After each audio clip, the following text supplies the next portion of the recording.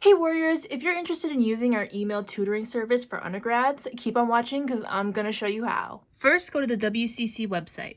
Go to the Services for Undergraduate Students panel, then click on Email Tutoring for Undergrads. From there, click the button at the bottom to book a spot, and it will take you to the WC Online website. If you've never used this website before, you can quickly register to make an account, but make sure you use your UWaterloo email when you make it. Fill in your login credentials, and then click the option that says Undergrad Email Tutoring, and then click the Login button. Then you'll be shown the booking calendar for that week, which are filled with a bunch of blue, gray, and white boxes. What you want to look for are the white boxes, which means that there is an available time slot for you. Side note, if you want same-day feedback, you'll only have until 4 p.m. Eastern Time of that day to do so. Once you find a day that's available and fits your schedule, then you're going to click on the white box and then you'll see another window appear. From there, you'll fill in information about yourself and about your assignment.